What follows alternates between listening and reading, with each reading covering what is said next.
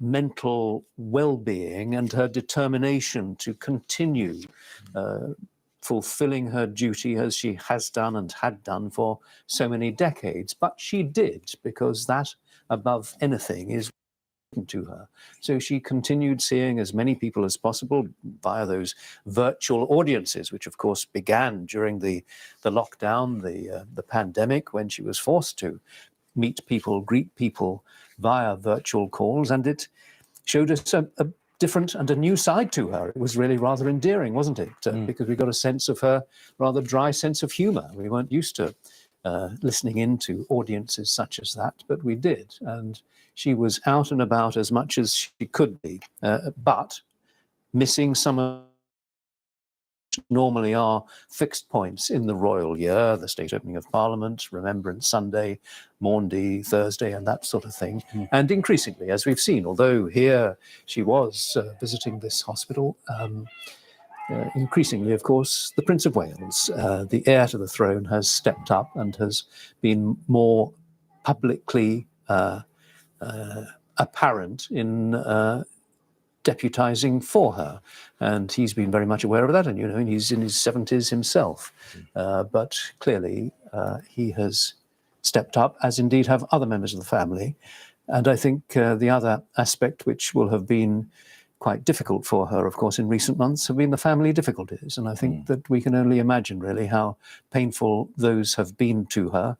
I think the difficulties with Prince Andrew and the continuing difficulties with the Sussexes have been, you know, a considerable drain for a person in her mid-90s, when she would be hoping that she would be able to relax and just enjoy her family around her. And she's been having to cope with these. And people who know her have said, yes, it's been very difficult. Of course it has. How could it not be?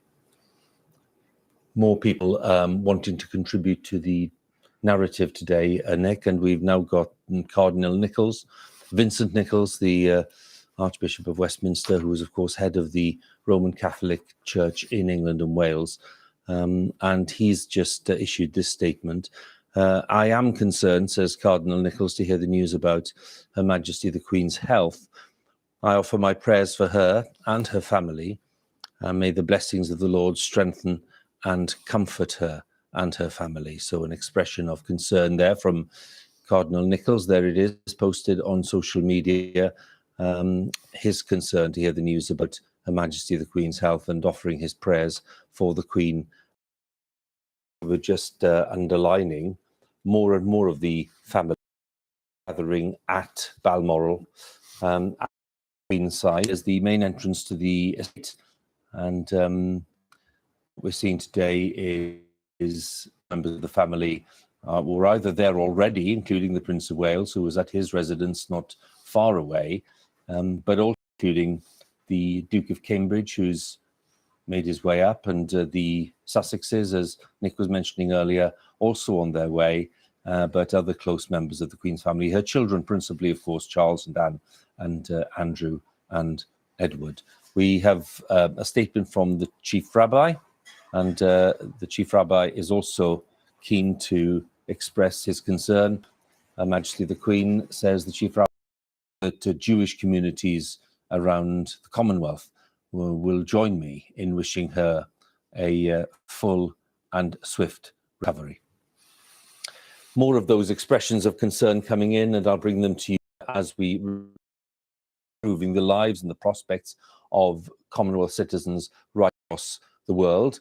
Dr. Linda Yu is chair of the Royal Commonwealth Society, and I'm pleased to say that she's joined us on what is a day of concern for everyone watching. Dr. Yu, can I ask you, first of all, for your response to the reports about the Queen's health today?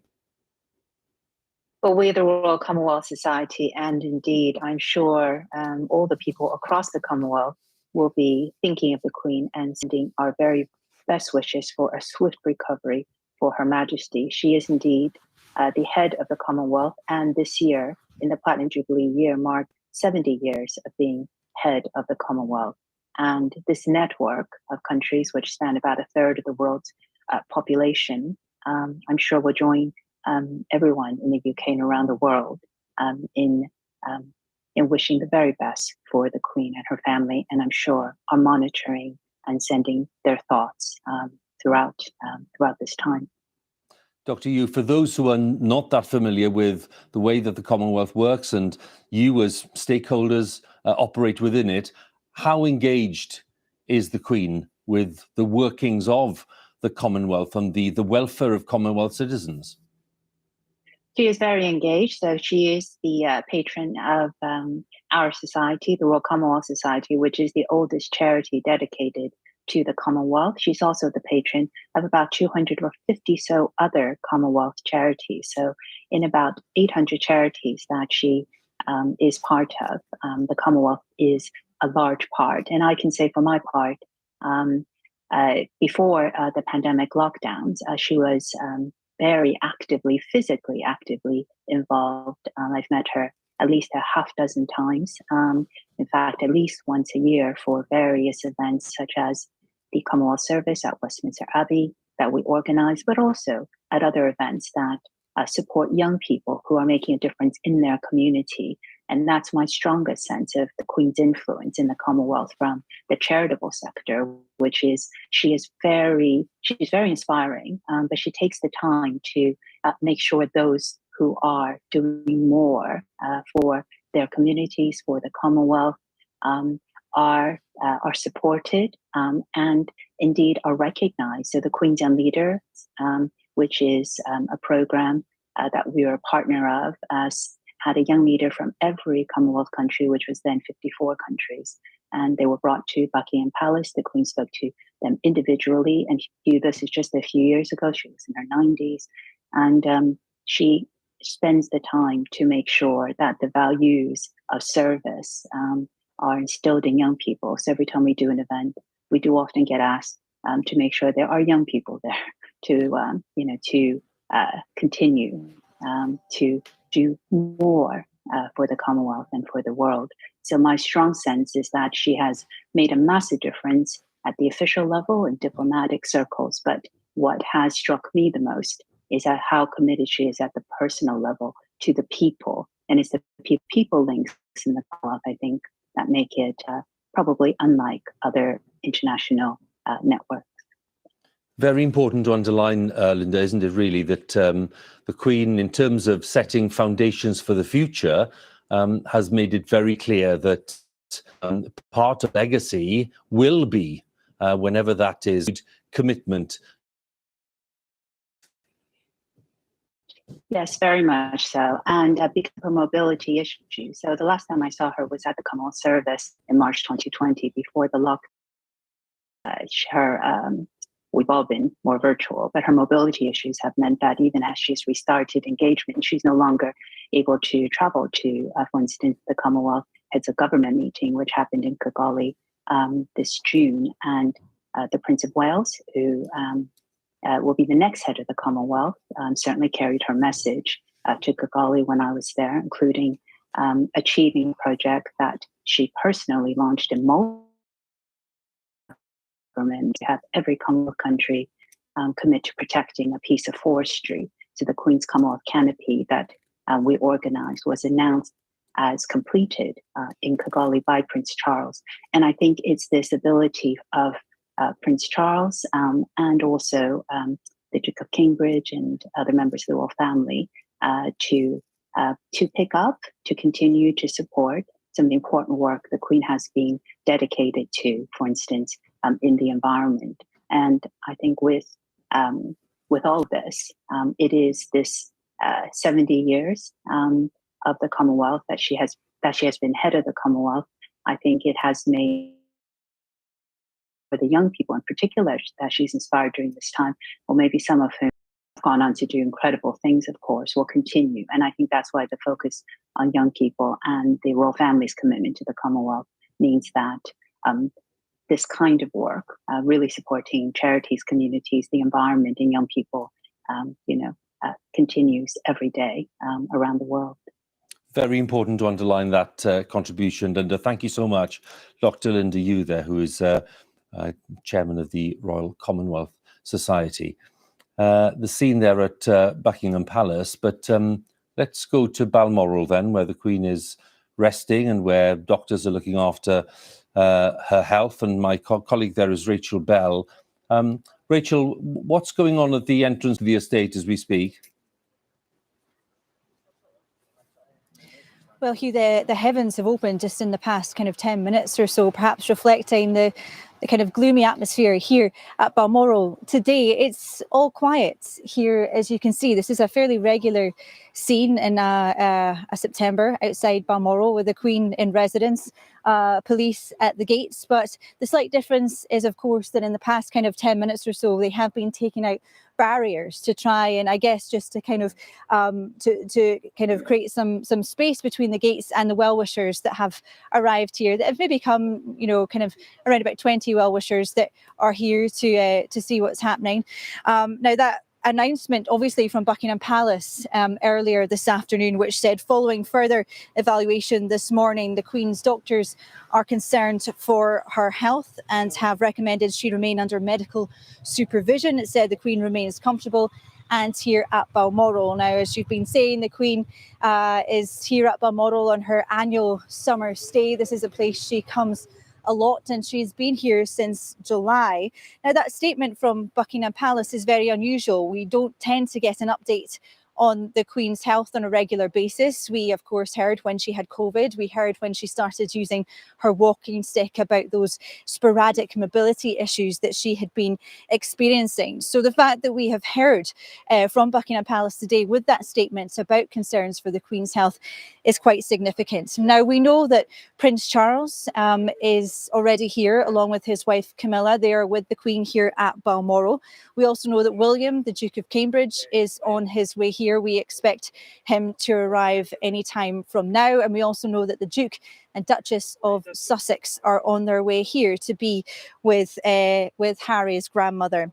Let me take you through some of the events of this week which have led us here, because Balmoral has been the scene of quite a lot of activity this week. It was here that the Queen appointed the new Prime Minister, Liz Truss, a break from tradition. Usually the Queen would carry out this occasion at Buckingham Palace, but it was decided that she wouldn't travel to London, that she would stay here at her Highland home and would receive the outgoing Prime Minister Boris Johnson along with the new Prime Minister Liz Truss at Balmoral. And then, of course, the photographs of that occasion that we saw in Balmoral Castle itself of the Queen looking bright but perhaps frail. She was carrying a walking stick, but she was smiling. She looked happy.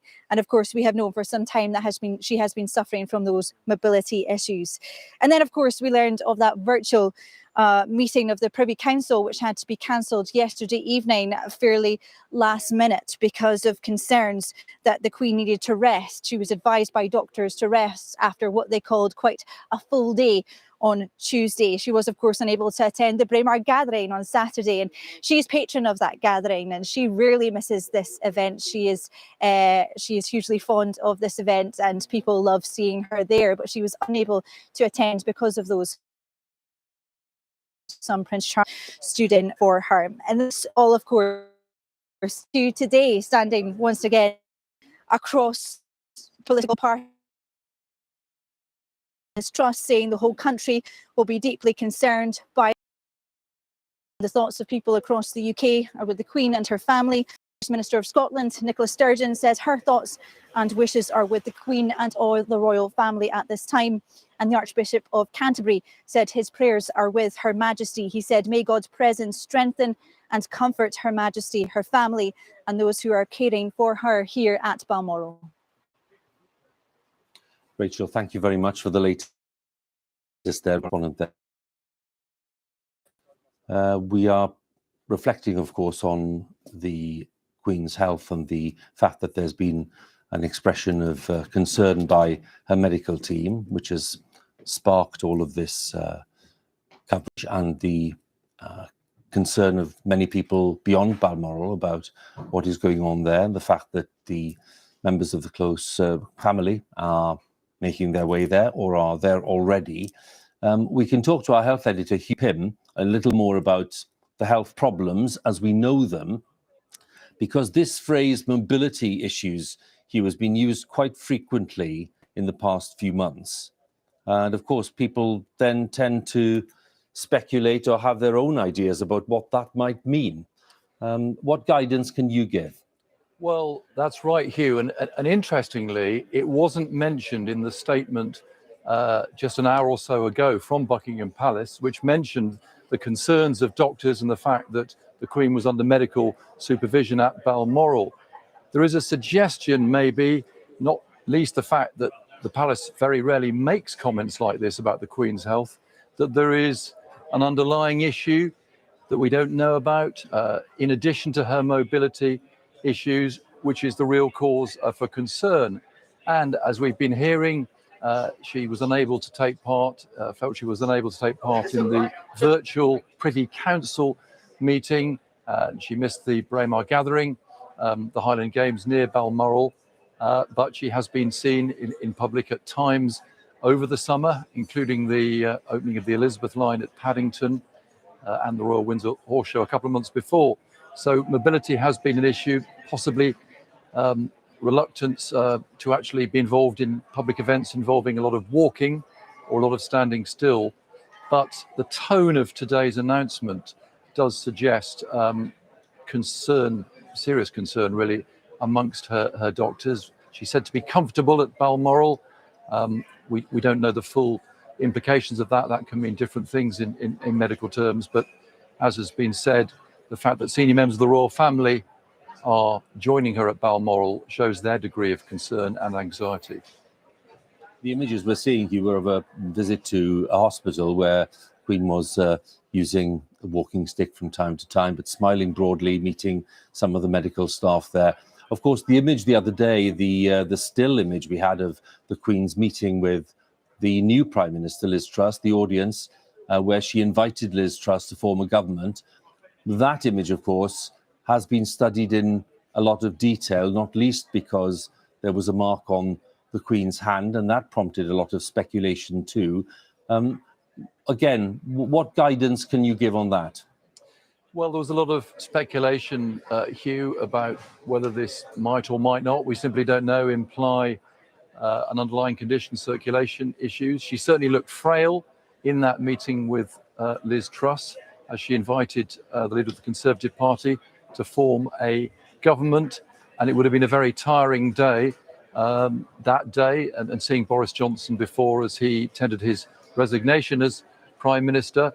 But yes, I think there has been speculation for the last 48 hours, particularly in the light of that cancellation of her appearance virtually at the Privy Council, which she certainly would have wanted to take part in, given the appointment of the new Prime Minister. But the statement from Buckingham Palace certainly shows a degree of anxiety about the Queen's condition. She has been in very good health, remarkably good health, for all of her 96 years. There are many conditions affecting frail older people, affecting mobility. She did have back and knee problems going back a decade or so ago and needed treatment for that, but she has been in remarkably good health. But there is this concern right now amongst her doctors with her at Balmoral. Hugh, many thanks for the moment. Hugh Pym, our medical editor there, health editor. We have a statement from the former Prime Minister, Sir Tony Blair, who has again been saying a few things about the developments today. This is social media from Sir Tony Blair. It is deeply concerning, he said, to hear today's news from Buckingham Palace. My thoughts the Queen and her family.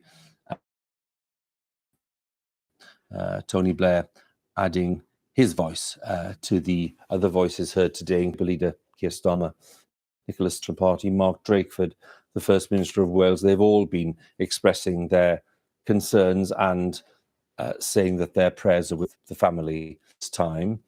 And still with me is our royal correspondent, Nicholas Witchell. Nick, again, for those people who are now tuning in and watching what's going on, I've conveyed some of the concerns that some of the political and religious leaders have expressing. What are you picking up now? I think at the moment, Hugh, we just have to wait. There is no further news. The mood is undoubtedly somber there is serious concern that is reflected in the statements of prime ministers past and present, and first ministers and religious leaders. I think everybody is reacting to the same set of facts, and I think those facts really speak for themselves. The fact, most pointedly, I think, and most expressively, is the fact that the family are gathering. The family are, in some cases, making the long journey up to Balmoral to be at the Queen's bedside at this moment. She has been advised by her doctors to rest, to continue resting. Her doctors have said that there is now concern for her health, and that is the first time that they have said as much publicly. That, I think, speaks for itself also. The doctors, under the head of the medical household, Professor Sir Hugh Thomas, they clearly have been in close attendance throughout the summer, throughout her time at Balmoral, and I'm quite sure that they will have made all the contingency arrangements so that she can receive whatever treatment she needs within Balmoral, without having to take her to Aberdeen Royal Infirmary. And I'm sure that all those facilities are there within Balmoral Castle, and there will be doctors and nurses in attendance on a permanent basis. It brings us back to this question of what is the cause of the health concern?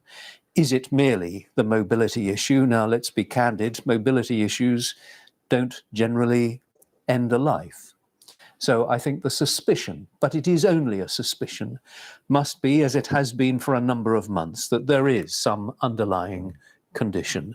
We saw the significant weight loss that was evident in the Christmas broadcast that had taken place really over last autumn after this sharp change in circumstances, October the 20th. Cancellation of that visit to Belfast, and everything really has unfolded since that date.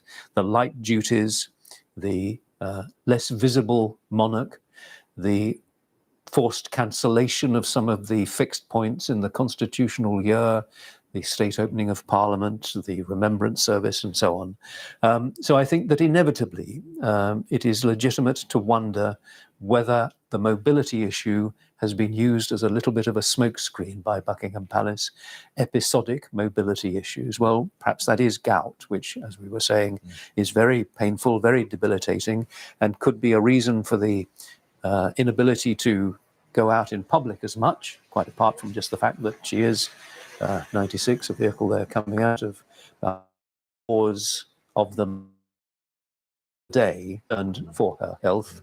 Though, of course, they do say that she is comfortable at Balmoral, and we must hope that she is able to rally and recover from whatever episode it is that caused the cancellation last night of the virtual Privy Council meeting. Was it simply that she was having rest after a full day, 2 audiences with the outgoing and incoming prime ministers? Or is there just, has the gradual deterioration in health now reached a significant moment? Has the frailty really increased to the point where she is perhaps now bedridden, where her family are gathering at that bedside around her? More expressions of concern coming in, Nick, and this is from the Muslim Council of Britain. The Muslim Council of Britain saying our thoughts and prayers are with Her Majesty the Queen and the royal family at this time. We wish Her Majesty a swift and lasting recovery. Well, there'll be lots of people uniting with that wish. That is the Muslim Council of Britain. Is anything that you've been hearing today? I think really it's in what Nick Witchell has just spoken to you about, Hugh, really. On one hand, obviously, journalistically, there's a desire to try and find out what exactly has gone on, while balancing that with the privacy of a woman who is undoubtedly known to everybody in this country as our greatest public servant. And therefore, she is entitled to privacy concerning health matters. And it is probably right that we don't know some of the details at this stage of what exactly she is suffering from. But I think the signs are looking ominous to have family rushing to Balmoral, some travelling quite great distances in short time, to have the unprecedented nature of the statement from Buckingham Palace talking about the concern of doctors for Her Majesty's health, and indeed to have the scenes that played out in the House of Commons earlier, where clearly Nadine Zahawi, the Chancellor of the Duchy of Lancaster, was instructed to interrupt that statement somewhat to inform Prime Minister Liz Truss and others of the state of play. I don't think the palace would have taken that kind of measure if they didn't think that it was something that needed to be urgently flagged. And so, like your viewers now, you know, I'm reflecting with a degree of worry and sadness that the royal family have had to gather at the Queen's bedside like this. We were talking as well about the cancellation of the virtual meeting, the Privy Council yesterday. That followed, of course, the audience with Liz Truss and with Boris Johnson on Tuesday. Again, just in terms of what that might have signalled, we were discussing with Nick just now, Camilla, that could have been, of course, just a need to rest after a rather busy day for a woman of 96. But the inevitable thought today, of course, is that the last 24 hours may have brought some of a sharp deterioration. Possibly, although knowing the Queen as we all do, she is somebody who likes to keep busy, and it's remarkable what she has still been doing in recent weeks and months at the age of 96.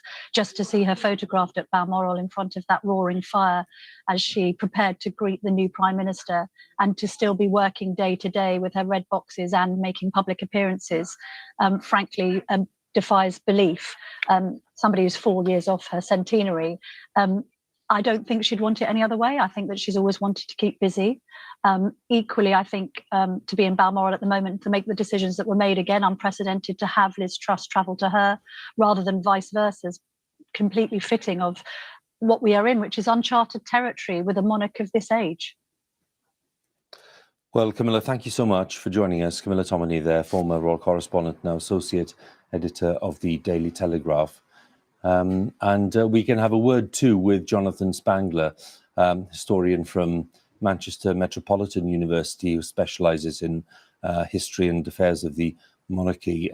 Jonathan, thanks again for joining us. And I'm just wondering, could you help us in terms of what this scene today represents, the fact that there is now this official concern for the health of the longest reigning monarch in British history?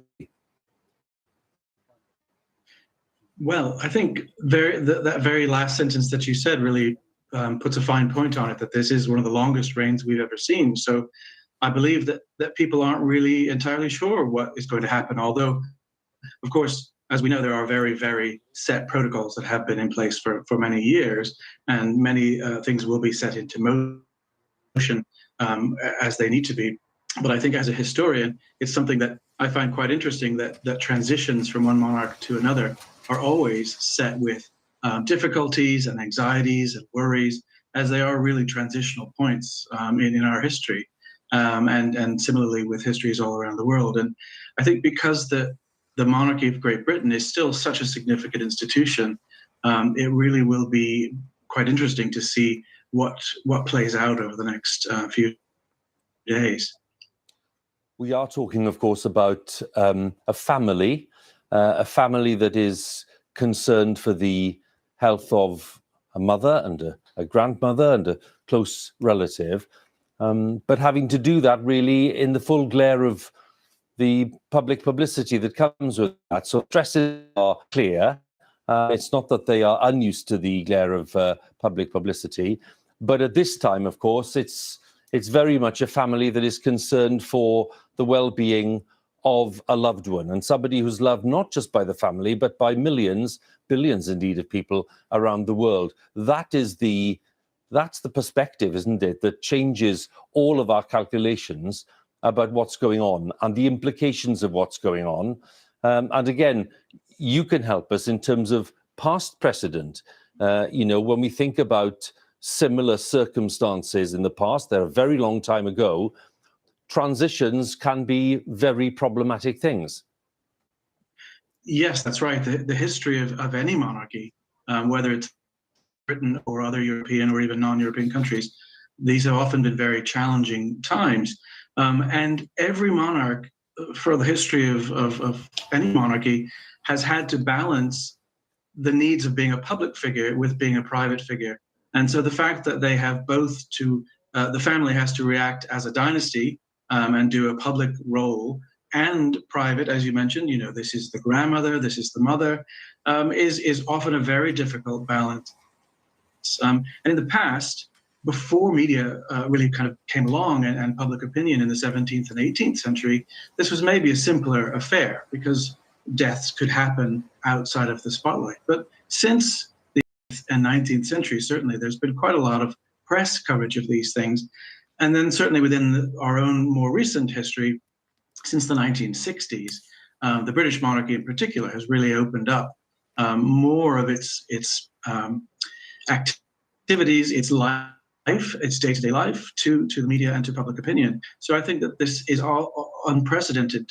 But I also think that we live in, happily in terms of monarchical history, we live in more, I guess I could say, civilized times. So there isn't really, you know, there's no threat of some rogue royal racing in to grab the throne. Those days are past. So I think we can look to a bit more civilized transitional phase. Jonathan, thank you so much for joining us. Dr. Jonathan Spangler there from Manchester. And for another perspective, we're joined by the royal expert and author of a new book called Defenders of the Faith, the British Monarchy, Religion and the Next Coronation, whenever that happens. Hopefully it's a while away. Let's talk to Catherine Pepinster. Catherine, good to talk to you. Thank you very much for joining us today. Again, what are your reflections on the fact that we are simply now looking at Balmoral? We're looking at the Queen's great estate there in Aberdeenshire in the full knowledge that her own medical team have deep concerns about her welfare. Now, as someone who studied the monarchy in different forms, what are your reflections today? I think that it's fair to say that we all have a sense that, to use a phrase used of politics some while ago, the tectonic plates are shifting. There is a sense that perhaps we're on the cusp of a new era, and I think many of us will find that really quite a disturbing moment. We have relied on the Queen for 70 years to bring stability and continuity to this country. We saw that only yesterday with the transition between two prime ministers, that she was what we call the dignified part of the constitution, but she was there, she was something that said stability to us all as the country underwent great change. And I think if we are seeing the end of her reign, that will be quite a traumatic moment for us all. You must be heading towards 80 yourself to be able to remember any other monarch. And we've relied on her to be there. Perhaps some of us have even taken her for granted. And I think this is really momentous for the nation if we are seeing the era coming to an end. When you look at parallels, when you look at transitions, when you look at the whole question of the relationship between the royal family, for example, and the Church of England as the established church, again, when we talk about transition, what are the questions that bring themselves to the fore for you? Well, I think one of the things that's very different now is that it would have been taken for granted when the Queen came to the throne herself 70 years ago that everybody was at least nominally Anglican, that the Church of England was the religion of the country, and that is not quite as it was then. And so we might wonder, should that have an impact on the coronation we have? We are a much more diverse nation now in terms of both Christian denominations and other religions. And I think that's something that the Queen herself has recognised. Perhaps she was onto that earlier than the rest of us. I'm reminded of her 1952 Christmas message, the first of her reign before her coronation in 53, when she asked for people of all faiths to pray for her. I think that's a remarkable thing to have asked in 1952. And I think that at this moment, when it seems that perhaps we are now in the period of transition, that request that people of all faiths pray for her is one perhaps that we should all remember now, that this is a moment for people of all faiths to pray for her again. But I think we have such a different nation to the one we had in 52, that how Britain responds if we are at that moment of change will be a great challenge. Catherine, just a final point, if I may. We're just looking at images of the entrance to Balmoral estate here, and some comings and goings. They've brought out some of the barriers. For someone like you who really does try to consider monarchy across the great arc of history, beyond even the longest reign in British history, it's one of those days where I suppose you begin to look at how the monarchy is this great constant, and that people really are very, very dependent on it in many ways. Yes, I think you're right. And it's interesting to look back at what happened when Queen Victoria died. And the great novelist Henry James wrote about this in his diaries, which I read. And he talked about how discombobulated people were and wondered how Britain was going to cope. But actually, it did cope, because along came another monarch, Edward VII, who turned out to be a very popular king. So we do have a way of having a transition, having a change, having constancy. But I think after such a long reign, the nation will find this a difficult moment indeed, particularly as we are in such a period of transition anyway, because we have a new prime minister. Things seem very fluid, and perhaps we've relied on the Queen to offer us this stability at such a difficult and fluid time. Catherine, very good to talk to you. Thank you so much for joining us today. Catherine Pepinster there, the royal author. Nicholas Witchell, our royal correspondent, with me.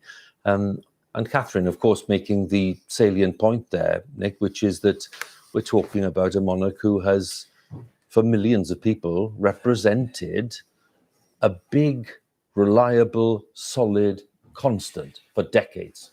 Constant in an ever-shifting, ever-changing world. She has been a source of stability, and for many people, of great reassurance.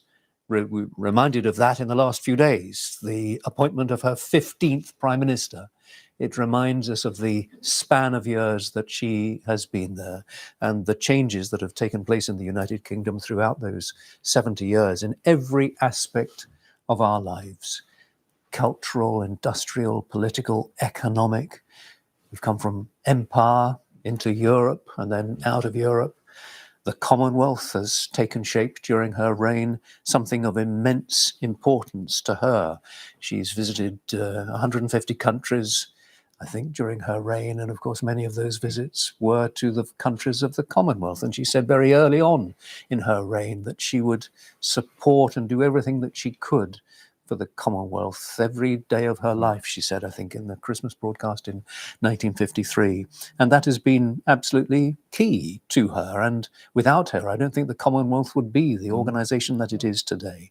But it underlines how constant and dependable she has been, and we must hope will continue to be throughout these 70 years of her reign. But I think that it is absolutely true that she has been this anchoring point.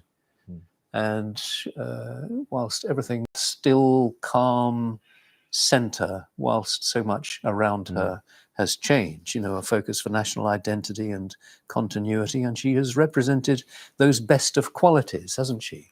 She has represented just duty and decency and dignity, and those really have been many of the hallmarks of this remarkable reign, a remarkable reign which continues. There is nothing further from Buckingham Palace, and we have no reason to expect that there will be. We must just wait and see whether further news does emerge once the immediate family members have arrived at Balmoral. There seem to be a lot of vehicles coming out of Balmoral estate, but I haven't noticed very many going in. No. but we will continue, obviously, to watch events there. Just to draw on that point about continuity, Nick, it's been interesting talking to younger people in recent weeks who've been focusing a little more on this remarkable figure of the Queen, far more than they have done maybe in the past, and realizing with some great surprise that the Queen really, has been around since just after the Second World War. And for lots of young people, this is ancient history. So it just underlines the fact that what she represents is something remarkable, not just to people who are in some age today, but also to people whose notion of what is old and old-fashioned is different. She is the embodiment of so much of our history, isn't she, really? She represents the nation's history to itself, and she represents the nation to the wider world. And the fact that she has that link with that greatest generation, if you like, of the Second World War. She was part of the armed forces as a member of the Auxiliary Territorial Service. She never saw action, obviously, but she did join up. She wanted to do her duty, and at the age of 18, she did. And she recognizes and identifies very closely with the armed forces, and particularly with that wartime generation, with the D-Day veterans, with the others who served during the Second World War, because she went through it. And of course, she witnessed her father, George VI, the wartime king, and the impact that it has on him. And of course, she knew Winston Churchill. She was witness to that, and he was, as we know, her first prime minister, the first of the 15. But now, talking of continuity, reminds us, of course, that Prince Charles is at Balmoral. He will be at his mother's side. He is already the oldest, longest-serving heir apparent in British history. Yeah. So he is there, whatever is the outcome of the present concerns about the Queen's health. Charles is there. We've seen him standing in so much more, deputising for her in recent months. And when ultimately he does take to the throne, it's an extraordinary fact that he will be the oldest person to become king in British history. But that is the situation at the moment. We await any further news, but at the moment there is nothing further of any certainty that we can say. Earlier, Nick, we were talking about the Queen's great adherence to the Christian faith. The fact that, of course, she took very seriously her status as head of the Anglican Union. And this is a statement from the Anglican Communion today, from the office of the Anglican Communion. We join with Anglicans around the world in praying for Her Majesty Queen Elizabeth II and her family. Queen is head of state of 17 countries, has been head of state of others during her life. She's also head of the Commonwealth. All of these areas are served by one or more of the 42 churches of the Anglican Communion.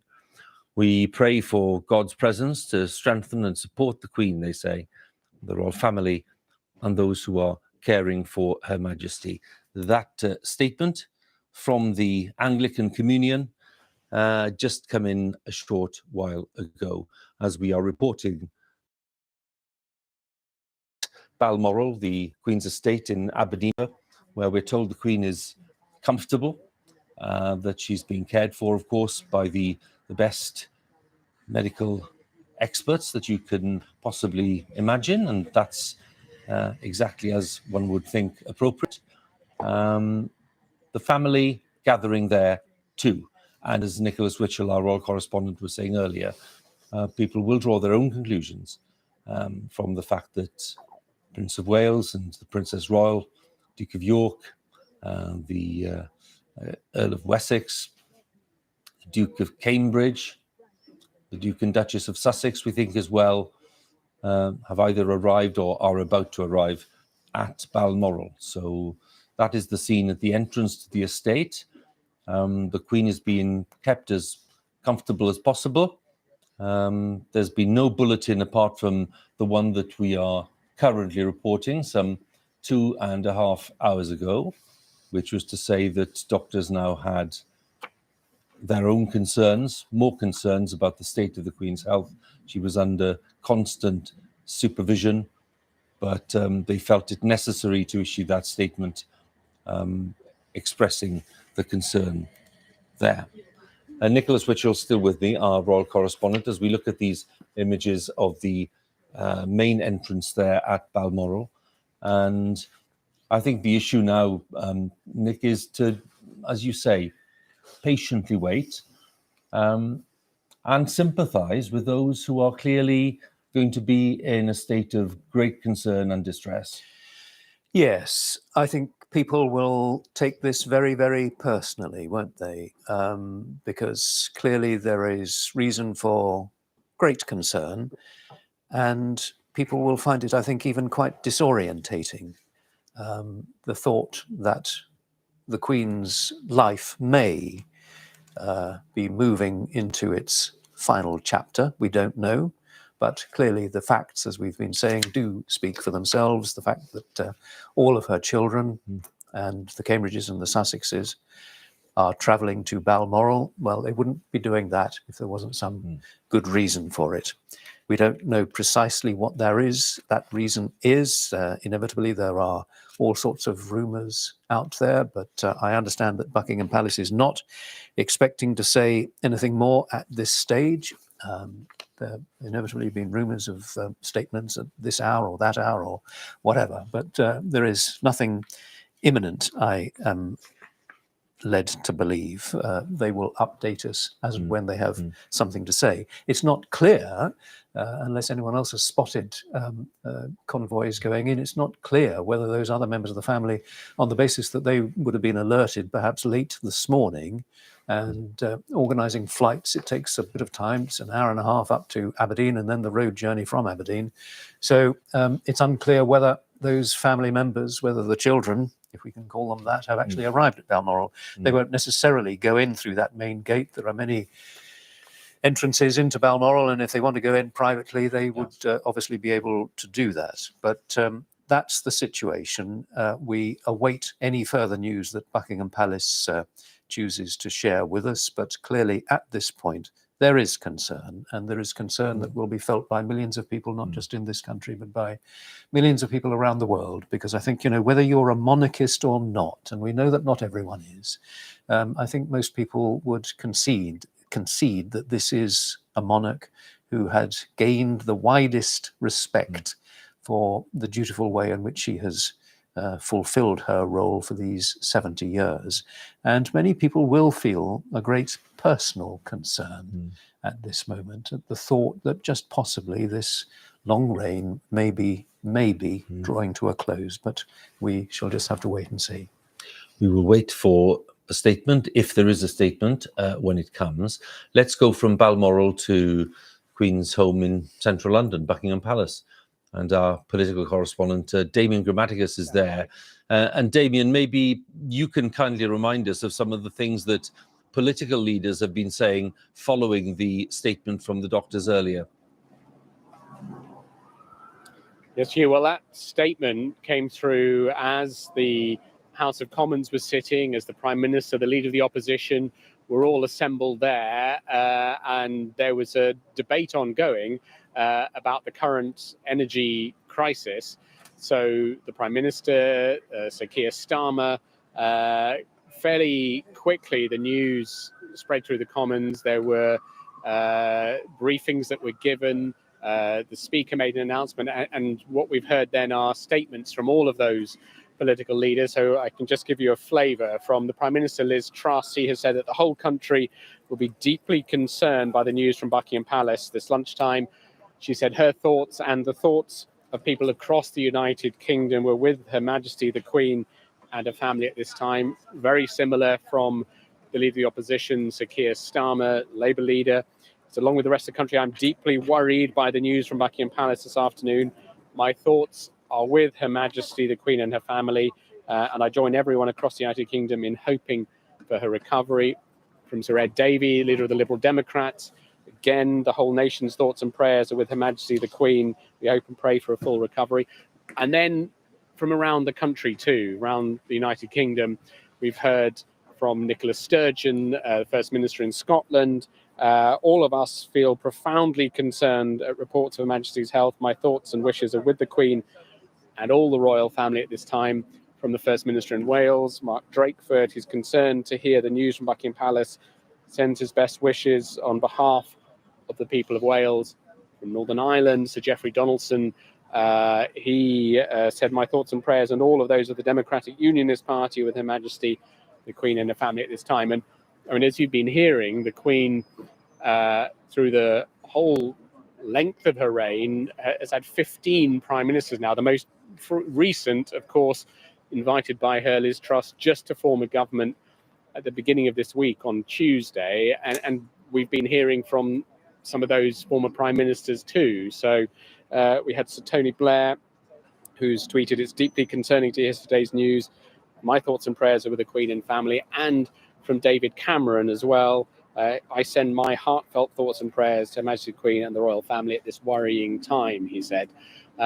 So some of those who had daily or weekly interactions with her as Prime Minister coming here to the palace. She's been a constant throughout the political life of the nation, all of whom expressing their deep concern as that news came through from the palace.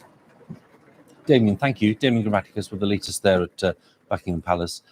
Just a quick update again on the political leaders who've been speaking today. This is the Welsh First Minister, Mark Drakeford, who's clearly as well watching the reports with interest and concern. He said in Cardiff just now, I should begin by just reflecting on the news published through Buckingham Palace earlier today, an afternoon of sober reflection and anxiety for households across Wales and beyond.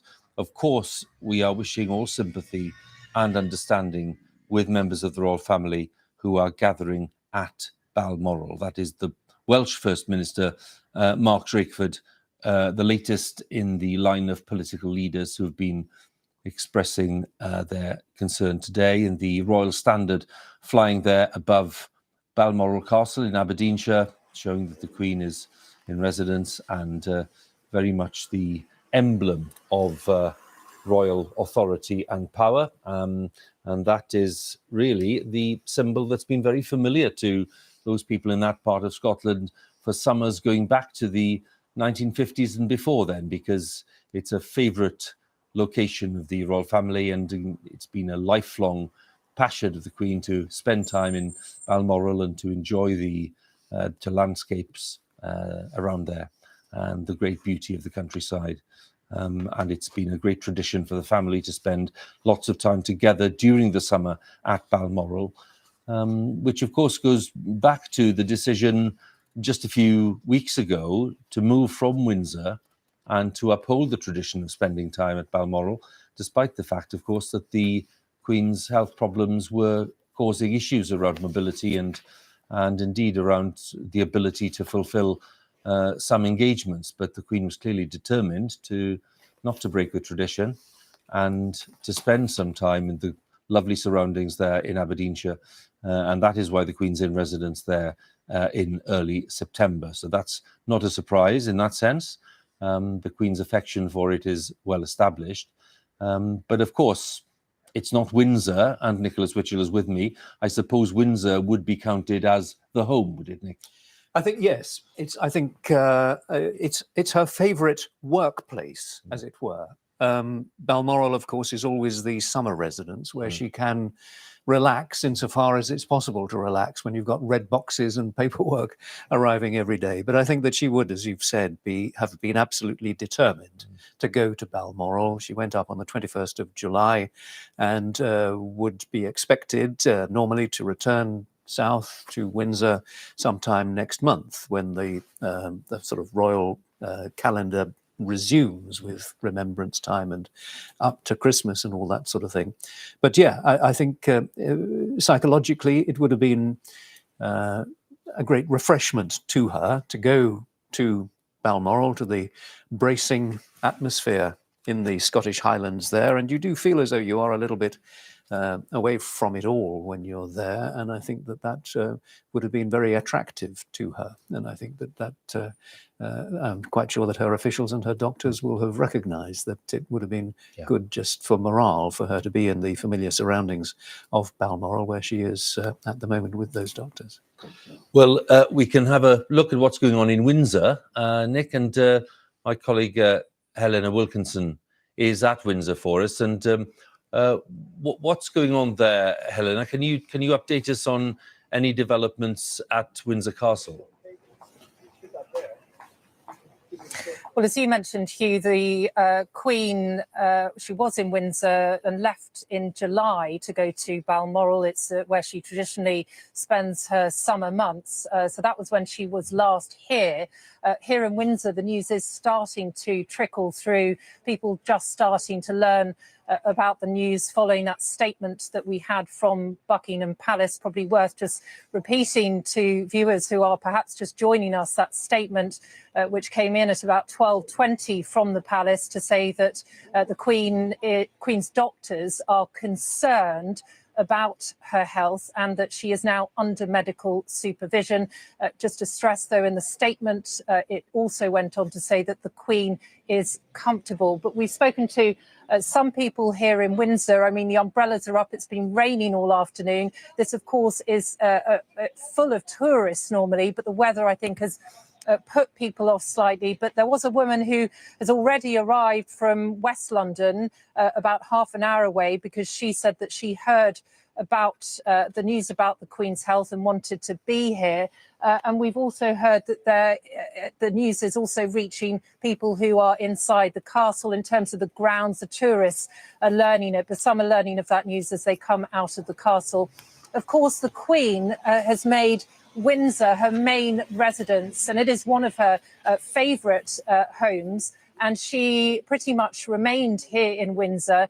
You'll remember, Hugh, since the first lockdown, since the COVID pandemic struck back in 2020. And this is where she has spent much of her time. But we've been talking, haven't we, all afternoon? We've been hearing from Nick Witchell and other guests to say about the significance of the statement from Buckingham Palace. We've seen in the past, and you'll know this, Hugh, that they do not tend to give a running commentary about the Queen's health. They very much see her health as a very private matter, but I think it is significant. They have released a statement.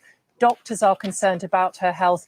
Added to that, we are seeing this afternoon members of the royal family either already at Balmoral or travelling there. If you put all of that together, I think there is real concern and anxiety about how the Queen is. Helena, thank you very much. That's the view at Windsor. We're going to jump over to Downing Street if we can, because I think our political editor, Chris Mason, has arrived in Downing Street. Chris, we saw the message of concern earlier from the new Prime Minister, Liz Truss, who, of course, did see the Queen a couple of days ago. What's Downing Street telling you? A profound sense of concern, Hugh, here in Downing Street and more widely in Parliament. I was watching proceedings in Parliament just a couple of hours ago as that debate was underway, talking about energy prices. And it was clear prior to the public statement from Buckingham Palace that something serious, something profound was happening, because notes were passed along the front benches to the Prime Minister and indeed to the Deputy Leader of the Labour Party, Angela Rayner, as Sir Keir Starmer was on his feet at the time, and indeed to the Speaker of the House of Commons, Sir Lindsay Hoyle. And it was shortly after that that the public statement was made by Buckingham Palace, and then the words of concern from our political leaders. I'll just remind you of what Liz Truss, the Prime Minister, said just a couple of hours ago. The whole country will be deeply concerned by the news from Buckingham Palace this lunchtime. My thoughts and those of all people across our United Kingdom are with Her Majesty the Queen and her family at this time. And as we've been reflecting, the new Prime Minister saw Her Majesty just a couple of days ago at Balmoral for that day that lies at the heart of the British Constitution, that knitting together of monarchy and parliament and government with the transference of power, one of the many roles that lie at the kind of sanctity of the monarch, dealing with governments that come and go and showing those private moments that prime ministers of the past have reflected on as being so important to their time in government, that chance to tap into the wisdom of someone who's been on the world stage for so many decades, who has met and spoken to publicly and privately so many international statesmen and women over the decades, that they could use her as a sounding board in those weekly audiences, knowing, unlike pretty much any other political conversation they might have, that it wouldn't leak, that it really was private, and tapping into that wisdom that wouldn't be matched, I guess, by any other figure in the world. When we look at the range of views in the House of Commons and beyond, Chris, of course, there's a spectrum of views about monarchy and the place of monarchy in British public life. But I suppose the thing about Her Majesty the Queen is that there are people there who are staunch Republicans who nonetheless can fully respect the Queen and her sense of duty and sense of service. Yes, that capacity by longevity to transcend broader views about the monarchy, because you have to be, what, around 70 years of age, more than 70 years of age, to have any knowledge firsthand and awareness of being alive with somebody else upon the throne. So whilst the vast majority of members of Parliament are pro the idea of a monarchy, yes, of course, there are some who think an alternative governance structure would be wise, but even amongst them, and they are a minority, there is a vast well of support for and respect for the Queen because of that longevity, because of that scale of time in office, because she is such a pivotal figure in the contemporary history of Britain. Chris, many thanks for now. Chris Mason there in Downing Street. We're looking at images here of Balmoral, the entrance to the estate in Aberdeenshire where the Queen is being cared for, where her health is causing some concern to her doctors, and where close members of the royal family have made their way and are still making their way there today. So that would speak for itself. We were talking earlier to our royal correspondent who's with me here, Nicholas Witchell. And for those people who are catching up with the news, Nick, because, you know, this is something that will be spreading throughout the country as people get more and more aware of what is going on. We're in a position where we are, quite rightly, just having to wait patiently to see what happens. If there is another bulletin on the Queen's health, it may signal an improvement, it may not. But we're in the position where we need to wait. Yes, and it's far from clear whether there will be anything further from Buckingham Palace in the short term. One would imagine that they would feel the need to give some sort of an update, given the level of concern that there is, this profound sense of concern, as Chris was describing it a moment ago. And that reflects what political leaders and others, religious leaders and so on, are saying. The mood is very sombre. There is this serious concern brought about by the wording of the palace statement, most unusually expressing concern on the part of the Queen's doctors. So clearly there has been some change in her state of health, which has brought about that concern by the doctors. And most markedly, the fact that all other members of the royal family are gathering at Balmoral, that all of her children, the Prince of Wales, or the Duke of Rothesay, of course, as he's known in Scotland, has been staying with Camilla at Birkhall, so it's just a short journey for him. The Princess Royal, also in Scotland, she was at the Braemar gathering last Saturday with Prince Charles, so she would not have had to travel very far. Indeed, she may even be staying at Balmoral Castle herself. The Duke of York is making his way, so is the Earl of Wessex, and again, significantly, the Duke of Sussex and the Duke of Cambridge are travelling up. So they will have been advised that this is a moment when their presence is necessitated, when it is appropriate for them to be at Balmoral Castle, to be with the Queen. So I think that really tells us everything in a sense that we need to know, and explains why there is this very sombre mood amongst politicians and others who presumably are being advised. Certainly Downing Street must be being advised by the Queen's private secretary, Sir Edward Young, about what is happening there. And I think the fact that they are saying, and they are speaking in the way that they are with the language that they have chosen to use, that also tells us something, that concern is justified at the moment.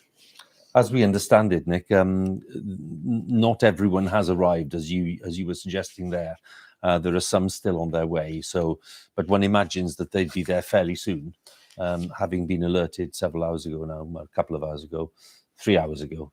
So we'll see. We'll see if we can spot some members of the family who've not made it so far arriving. While we do that, let's bring in Carolyn Harris, who's a royal historian and author from Toronto. Carolyn, thank you for waiting to talk to us. What are your reflections today as we talk in these terms and terms of concern about the Queen's health? Well, there's a great deal of concern regarding the Queen's health, not just in the United Kingdom, but in the wider Commonwealth, as the Queen has taken her role as head of the Commonwealth extremely seriously and has become the most well-traveled monarch in history. So she's a familiar figure in Canada, Australia, New Zealand, the various Caribbean and South Pacific realms, and the wider family of Commonwealth republics as well. So that transition from a British Empire and dominions through to the modern Commonwealth of equal nations is very much unfolded over the Queen's lifetime. So she's a figure of global significance and not simply of British significance. We're just looking at images, Carolyn, of the Queen just a couple of days ago, greeting the new Prime Minister, Liz Truss, and inviting her to form a government. The Queen smiling, looking rather frail, it must be said, but smiling and looking very engaged. And just reflecting what you were saying there about the commitment, not just, of course, to the UK, but to the wider Commonwealth family. This has been something that the Queen has been fully engaged with since she came to the throne, really. This has been a 70-year project. Yes, and we see the legacy of King George VI. He was the first monarch to hold the title as head of the Commonwealth, and the future Queen Elizabeth II made her first overseas visit with her parents and younger sister, Princess Margaret, to South Africa in 1947. So the Queen has been traveling and has been this significant figure in the wider world for a very long time, since the age of 21, and she's attended almost all of the Commonwealth heads of government meetings, most significantly in 2018 when the Commonwealth leaders agreed that it would be Prince Charles who would be the next head of the Commonwealth, because whereas when one reign comes to an end, the next one automatically begins, the role of head of the Commonwealth that had to be agreed upon by the Commonwealth leaders, and it really shows the respect for the Queen that her wishes concerning the future of the Commonwealth were very clearly taken into consideration regarding how the succession to the head of the Commonwealth will unfold.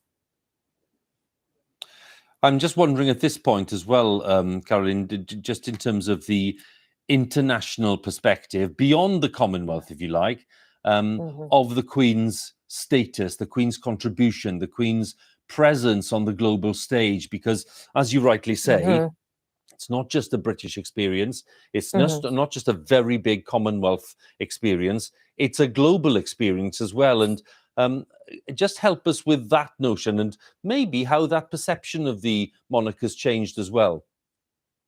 Yes, we've seen the Queen as one of the most recognizable figures in the world, and various heads of state, both in the Commonwealth and in other nations as well, are very eager to be invited to meet with the Queen. So we see Commonwealth heads of government meetings, all the leaders coming together, but also state visits to the United Kingdom being these coveted occasions for world leaders, as there's a great deal of meaning in all of the ceremony that comes with a formal state visit. And we've seen the Queen continuing to innovate state on these occasions, introducing more and more receptions, for people whose origins are from the country being honored in the state visits. So in the 21st century, the amount of entertaining at Buckingham Palace actually increased as these big diplomatic occasions also became opportunities to honor British people with connections to the various countries who were being acknowledged by these state visits. So the Queen has played a profound diplomatic role in terms of the United Kingdom's relationship with countries around the world. Just a final point, if I may. At this point, it's interesting, Carolyn, that we're already having people underlining the importance of transition whenever that transition takes place. We simply don't know. But the Queen is 96, and clearly talk of transition is not unreasonable. The transition in terms of the importance of the Commonwealth. Now, how do you think? Well, certainly we've seen a lot of overseas tours by the Prince of Wales and the Duchess of Cornwall and the Duke and Duchess of Cambridge. That Charles and Camilla were very well received in Canada. And we've seen William and Catherine undertaking Caribbean tours. What may happen in subsequent reigns, however, is we may see more transitions, particularly in the Caribbean, from Commonwealth realms, where the monarch is head of state, to Commonwealth republics. So the connection to the Commonwealth will endure, but the number of countries where the monarch is also head of state, that may change over time. And certainly Barbados having transitioned from realm to republic last year, there's been speculation that other Caribbean countries in particular might go down the same path. Caroline Harris from Toronto, good to talk to you, and thank you so much for joining us today. Caroline Harris there, the royal author, who's, of course, an expert on the Canadian scene, but on much more besides. Lovely images reminding us of the Jubilee and the Royal Air Force fly past, the 70th Platinum Jubilee, of course, back in June, and that balcony appearance when the Queen looked absolutely enthralled and delighted with the fly past. She always loves the fly past on the day of the birthday parade. It's one of her favorite events. But being on the balcony, encouraging the grandchildren, great-grandchildren to really enjoy the sight of the red arrows, the red, white and blue, streaking through the skies above central London, above Green Park and St. James's Park, right over Buckingham Palace. It's the highlight of the birthday parade every year, and indeed was the highlight of the parade on the day of the first day of the Platinum Jubilee celebrations. And Queen looked well. She didn't take part in lots of the Jubilee activity, understandably, but she certainly did make that appearance on the balcony on the day of the parade itself. And the crowd said it all, the way that people turned out to wish Her Majesty well, to congratulate her on 70 years on the throne, understanding full well that she couldn't take part in lots of the events. And then there was lots of fun around encouraging some of the children to do as they were told on the balcony itself. It was a lovely scene. It was a lovely scene. And the Duke and Duchess of Cambridge clearly enjoying it all as well. So there you have it. That was back in June. It seems like a long time ago now, doesn't it? Because today we are reporting on the Queen's health and concerns of health, and significantly concerns being expressed by her own doctors, which is why we're taking this so seriously and putting so much attention to it. I'm told, by the way, that on its way to Aberdeen right now, that's Aberdeen Airport, there's a flight there which is carrying, I think, 7 members of the royal household, 7 members of the royal family, expected to land at Aberdeen fairly shortly, maybe within the next 10 minutes or so. So hopefully we'll catch a glimpse of that. I can't tell you who's actually on board. I don't know. But all I know is that there are 7 members of the royal household on board, and they are travelling from RAF Northolt, which is the airfield used by the Prime Minister the other day when she returned after seeing the Queen. That's in West London. And then they've travelled up. It's about an hour and a half. They're due to arrive, I think, in about 10 minutes' time, maybe a little less than that. And then we'll see, maybe we'll see who's on board the plane. But it's a fair guess that it'll be maybe the Duke of York, maybe the Earl of Wessex, maybe the Sussexes, because they're all meant to be on their way. So that's the plane carrying members of the royal household who are making their way as quickly as they can. Cared for. She's under medical supervision. We were told 3 hours ago that her health was causing concern. We've not been told more than that, but it was enough to summon close members of the royal family, and enough to trigger alarm in places like Downing Street, the Houses of Parliament, the Commonwealth, and elsewhere, because the Queen, of course, is 96, and she has been looking more fragile of late. She's had to cancel some engagements, including some at the time of the Jubilee, because of what doctors were calling mobility issues, and just wiping off a few drops of rain from the camera there at Balmoral, just to keep the images crisp and clear for us. I'm just going to bring in the royal journalist, Phil Dampier, who's been writing about the royal family for 36 years. Phil, thanks for joining us. It's good to talk to you. And I'm wondering, what are your reflections, given that we are reporting today a pretty serious level of concern about the Queen's health now? Yeah, good afternoon, Hugh. I mean, as you say, your colleagues have been saying, the fact that the doctors, Buckingham Palace issued this statement that the doctors are concerned. The fact that all the family are gathering up at Balmoral does tend to, I think we can all read the rooms and tell what's happening. It's clearly a very, very serious situation. I think possibly something has happened in the last 24 hours. I don't know whether she's had a stroke or something or what's happened, but she seemed frail the other day when she met Liz Truss. But she's looked, fairly chipper and fairly sort of happy in herself. And it's only a couple of weeks ago that I was shown some photos at Balmoral of her walking her corgis in the grounds. It's only a couple of months ago we were told she was actually having a trot round the grounds at Windsor Castle back on her horse. So she's tried to sort of keep a normal life going and keep her duties going as head of state right up until the end. She always made it clear she was never going to abdicate. And, we're all praying she pulls through. At the moment, it is looking a little bit worrying. We're just looking at images of the Jubilee, actually, Phil, because they're nice images of the balcony appearance in the Platinum Jubilee. It was the main appearance, obviously, and it's quite a contrast, really, isn't it, to what we're talking about today? It is. It was just wonderful that she was able to make it to her Platinum Jubilee. I mean, 70 years. I think she's only behind now Louis XIV as the second longest reigning monarch in history anywhere in the world. And of course, he came to the throne when he was a child. So it is absolutely extraordinary. Liz Truss, of course, was her 15th Prime Minister. Winston Churchill was her first. And she's been the glue, hasn't she, holding the country together. And this is, quite honestly, with everything that's been happening with the pandemic, with the cost of living crisis, with the war in Ukraine, this is the last thing we need, really. But I think she would be the first person to say, keep calm and carry on. That's the way she's lived her life. And I think she would want to pass that on to us. I'm sure you're right.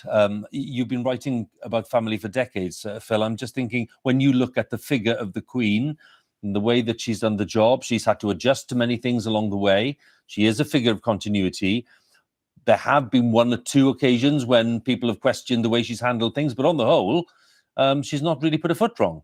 And I'm just wondering, will that be the lasting image, when people in many years' time look back at the reign? I'm sure it is. It's her sense of duty, her devotion, the fact that she's never changed, never wavered, never given any interviews. She's just carried on. And as you say, she's been the glue holding the whole thing together. And she is going to be an impossible act to follow. That is the problem for Charles. I think there'll be a lot of goodwill for him, but it is going to be an extremely difficult act to follow. And we'll give him fair win, but it's not going to be easy for him. I think there'll be a lot of goodwill to start with, and then we'll see how he does. But whatever happens, he's obviously never going to have a reign as long as hers. But as we understand it, just to end on, Phil, as I understand it, you may have information anyway, 7 members of the royal household in this flight that's now heading towards Aberdeen. It'll be there in a few minutes' time.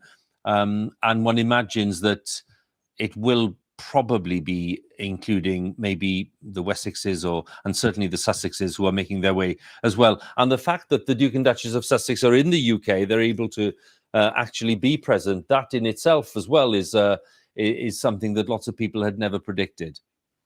No, it's an extraordinary coincidence, really, that Harry and Meghan do happen to be in the country when this is happening. I'm sure that people won't begrudge Harry going up to see his grandmother, or indeed Meghan. I'm sure that they're going up there with the best of intentions. There will be some people, of course, who will query it and say they're trying to muscle in on the app, but I think that would possibly be a bit unfair at this moment. But you can't deny him seeing her.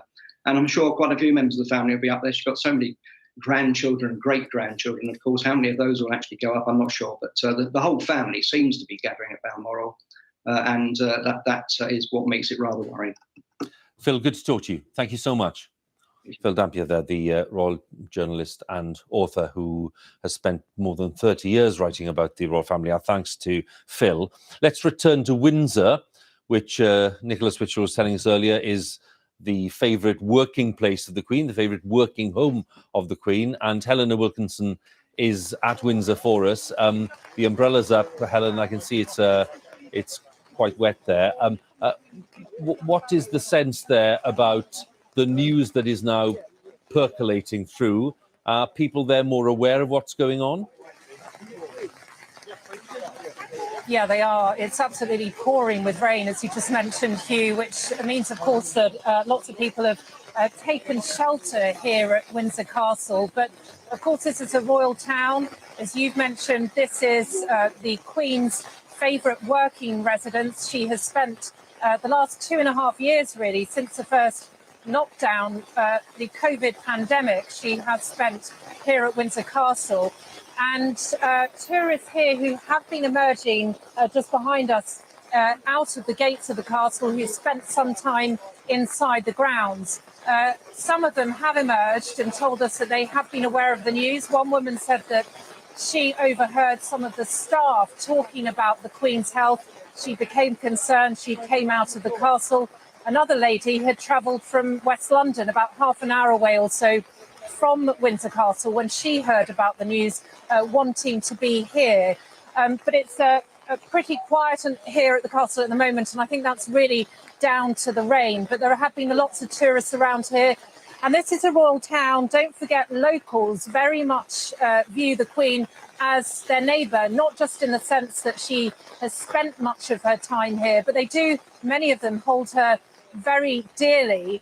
And there is a huge amount of concern. We know that the Duke of Cambridge, as you've been mentioning, has travelled to Balmoral to go and see his grandmother. We know his wife, the Duchess of Cambridge, has stayed here in Windsor. Helena, thank you very much. And there for us outside Windsor Castle. Here is the scene at Aberdeen, a rather misty, rather wet Aberdeen airport. And this is where we're expecting a flight to land very soon, carrying, we are told, 7 members of the royal household. And they'll make their way from Aberdeen a short distance to Balmoral Castle, which is in Aberdeenshire.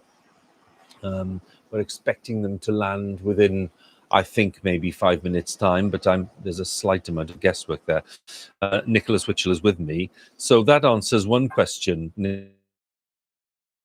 Who's there already and who's the way? So we think there are 7 in this flight. Right. So that motorcade there will begin the 45-mile journey to Balmoral. So I think we can expect, well, certainly 45 minutes to an hour between departure from Aberdeen Airport until arrival at Balmoral Castle.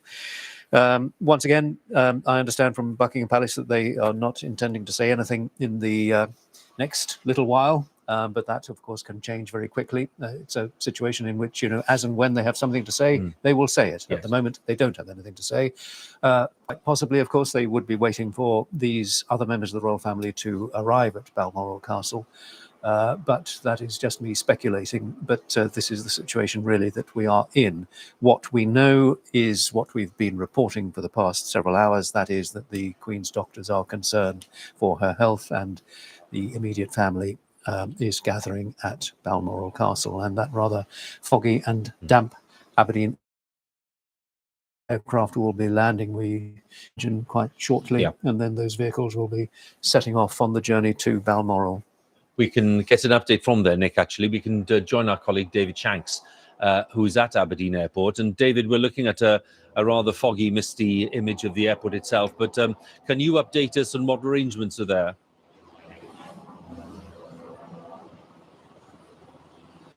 Yes, conditions here are very poor. We've had some very heavy rain and poor visibility. We're told by the airport staff here that there is no problem getting any aircraft in today. They don't see this as causing any particular delays. The latest we've been told is roughly any minute now. We're expecting an aircraft to have travelled from RAF Norfolk here to Aberdeen Airport, containing 7 members of the royal household. We can start to see a few vehicles lining up airside now. From here, if that next journey is by road, it's around 45 minutes, 45 miles to Balmoral Castle, just over an hour and 10 minutes of a journey too. It's possible the weather could be delaying that flight just shortly, but we are expecting it any minute now here at Aberdeen Airport. Just seeing, I think we can see just in the fog there a helicopter approaching, David. Just asking you about the arrangements on the ground. What can you see there in terms of vehicles that are ready on the ground for those who are arriving? So I should say that this is, of course, one of the busiest heliports in the country due to the oil and gas industry here. A lot of comings and goings that aren't anything to do with today's news. So it's worth bearing that in mind when you're looking at the pictures here.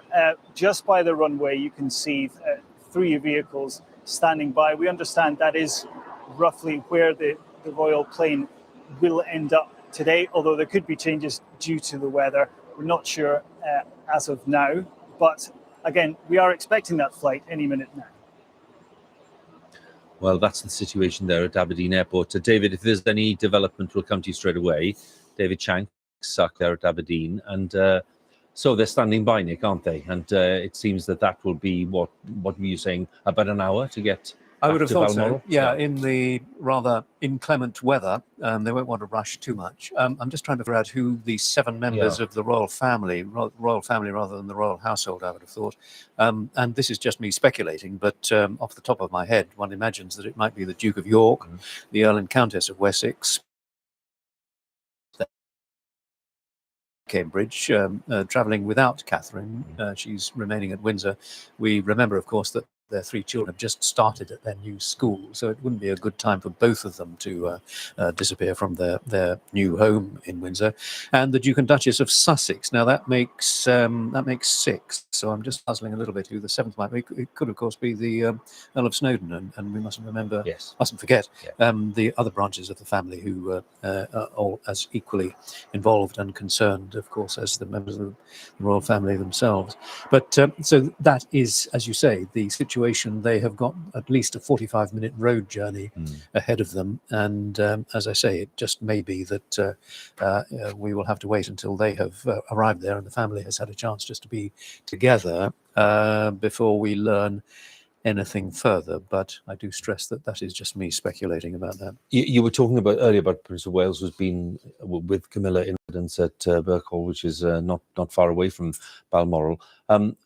But the understanding was that the Prince of Wales actually spent quite a lot of time with Her Majesty in recent weeks. As I understand it, he's been dropping in most days. It is just a few miles from Birkhall to Balmoral Castle itself, and it would just, I think, be natural that he would wish spending as much time with his mother as possible, particularly if, as it has been the case, her health has been a matter of concern in recent times. So I think both Charles and Camilla have been there, and we saw of Charles and Camilla at the Braemar gathering on Saturday, but the Queen was not there for these reasons of foot to the mobility issue. But as we understand it, Charles and presumably Camilla as well are at Balmoral, presumably with the Princess Royal, now awaiting those other members of the royal family who will shortly, we would either up there. Liz Truss's, it was torrential rain. I know because I was standing in it outside Balmoral. And so that makes that drive just not necessarily hazardous, but they will need to take care. It's not the sort of drive that they can do at breakneck speed. We're told that the plane is approaching, Nick. So, and as you've said quite a few times, not easy to spot what's at this, which is Aberdeen, which is not too far from Balmoral, in Balmoral, which has been going on despite the Queen's clear health issues. And that's why the Queen's being cared for there. She's getting all the care and attention that you'd expect from a very expert team of doctors and nurses and other experts. That's all happening at Balmoral Castle itself. It's not happening at the infirmary, the Royal Infirmary in Aberdeen. The Queen's been cared for at home, so to speak, a summer home, which she's very fond of. So she'll be feeling very much happy in the surroundings, we hope, and not in any discomfort or pain, clearly. So the palace statement earlier was quite clear. It said that the Queen was resting and was comfortable, and that the doctors were nonetheless expressing concern about her health. And I think, given the level of concern that there will be in this country and indeed around the world, in the Commonwealth and more widely, I would think that Buckingham Palace would have to say something, because otherwise, you know, if there is a vacuum, it will be filled by rumours. And there are already any number of rumours out there. And we must just stick to the facts. And we look to Buckingham Palace clearly to give us the facts, wanting to know how we... To Scotland at Aberdeen Airport, no stranger to weather, which is, let's say, just a bit challenging. And it is foggy and it is possibly windy as well. And we can see an aircraft approaching. An RAF, the same, it looks like the same aircraft that was used on Tuesday. That's right. A Falcon, I gather. But that is certainly not a commercial. It looks absolutely kind of RAF aircraft that would be used in a situation such as this, one of their smaller executive passenger aircraft, to bring these members of the royal family, we must assume, up to Aberdeen and then on to Balmoral, so that they can be at the bedside of their mother. So touchdown, members of the royal family, and it's just touched down, and I'm sure it'll be a fairly swift transfer from the aircraft to the vehicles that are waiting there just off the runway to take the members of the royal family, whoever they are. But Nick gave us a very credible list just now, and take them over to itself to see doing and to be present at the bedside there in Aberdeen and to monitor the Queen's care. So we think that they're already Princess Royal too,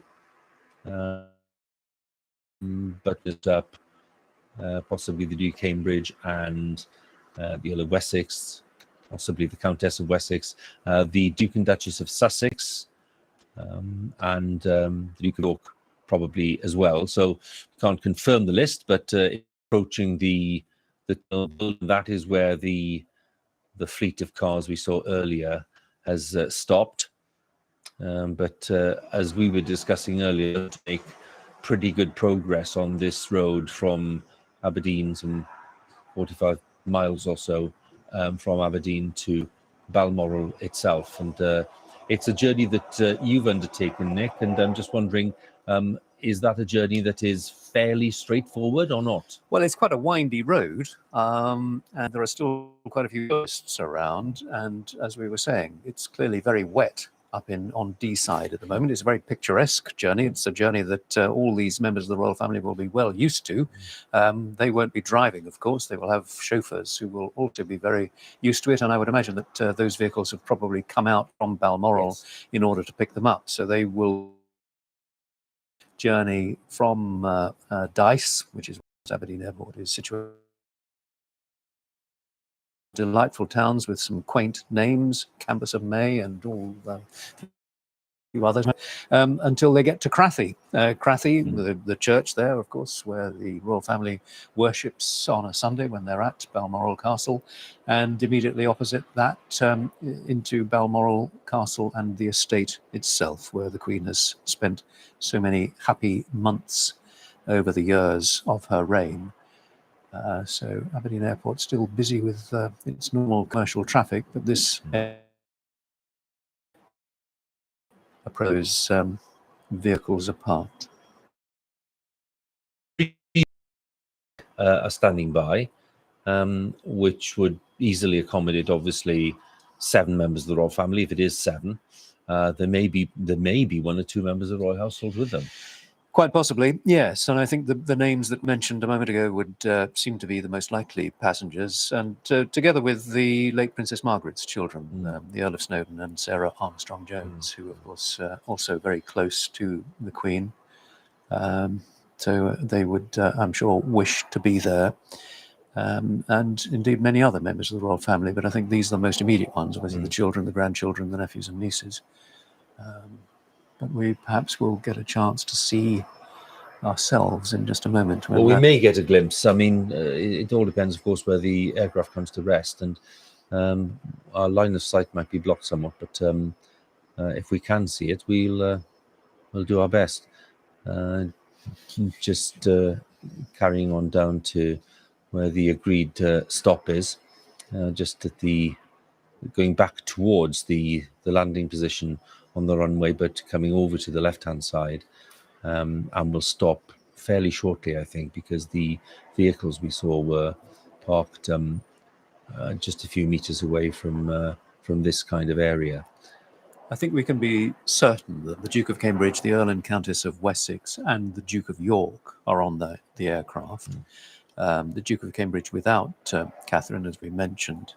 Not quite sure who else may be on the aircraft. Do you think the Sussexes will have come on the same? Well, it would be logical, wouldn't it? And this, of all moments, is a moment for rapprochement, isn't it, really? Yeah. The coming together of the family. A sense of perspective perhaps may have overtaken them if they are coming up to see their ailing grandmother. But we have a very clear sight of it, unless it's about to disappear around a corner. But so we will see who's on the aircraft. But the Duke and Duchess of Sussex, of course, fortuitously just happen to be in this country at the moment.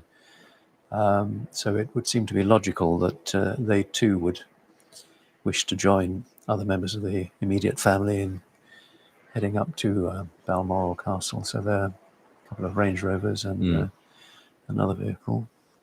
So, given the arrangements there, it'll be a very quick transfer out of the aircraft. They'll be in the vehicle straight away and on their way, I'd imagine. Right, well, now from which side of the aircraft are they going to disembark? I mean, it might just be if it's the far side that we won't. Oh no, no, it looks like this side, doesn't it? Yeah. And the car's just pulling up. So let's keep eye on who's likely to emerge.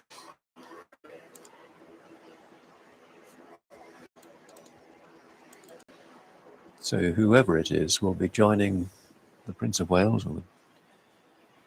So we're told, Nick, I think that 4 of the royals on the plane are William, Andrew, Edward, and Sophie. Yes, that's right. Yeah. Yes. Yeah. Yes.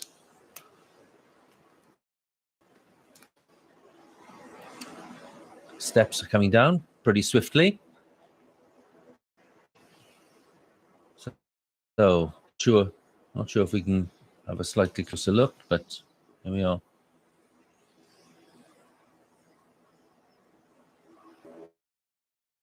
So 2 of the Queen's children, daughter-in-law and grandson. And that's our colleague Daniela Ralph suggesting that list for us. Yeah. But in line with what you were saying earlier, Nick.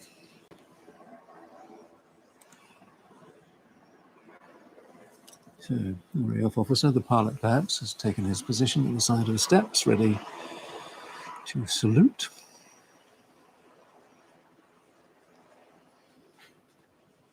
Goodness me, it's hard to tell, isn't it? Very difficult to tell, yeah. No, I think those are protection whistles. Duke of Cambridge. Yes.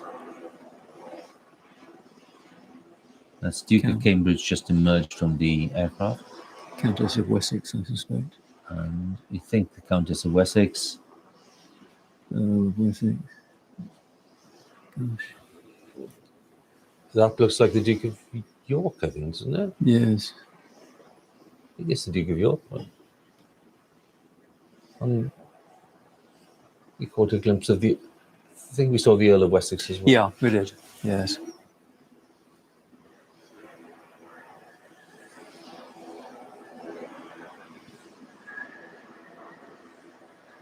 So who is that?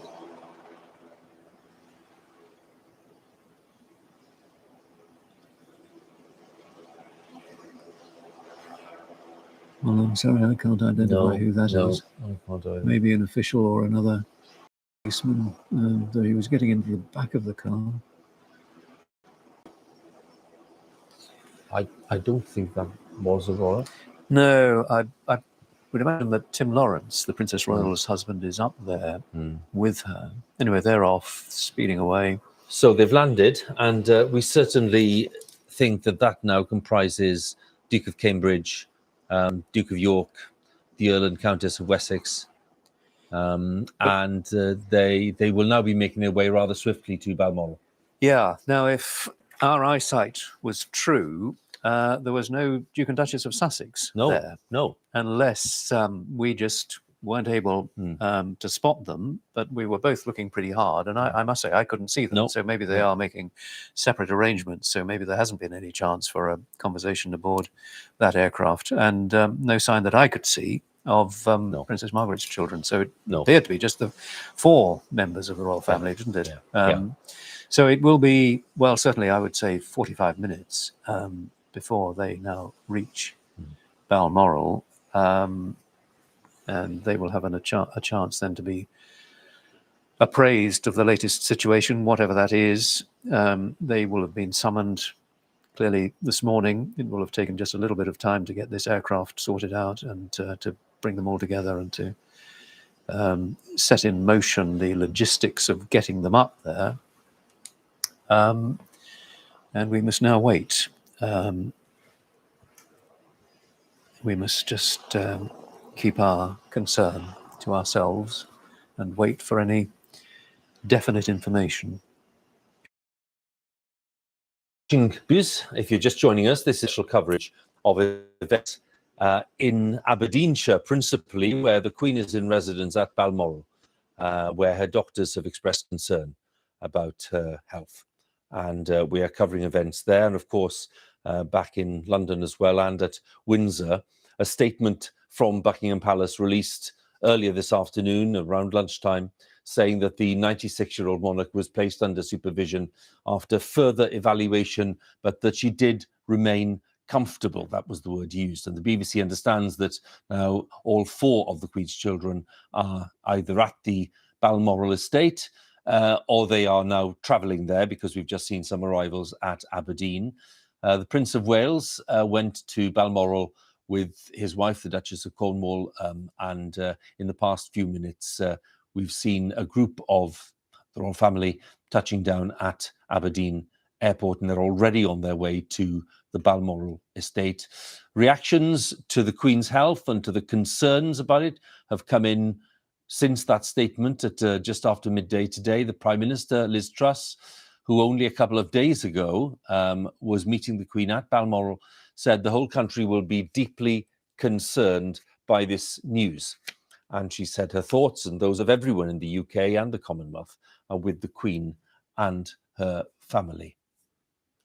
And we are in a position now, I think, to talk to our medical editor, Fergus Walsh, who can join us. And Fergus, the question lots of viewers are asking this afternoon, and understandably so, asking questions about what doctors mean by comfortable, and when they talk about medical supervision, how intensive a supervision might that be, for example? They want to know about, trying to understand the phraseology being used.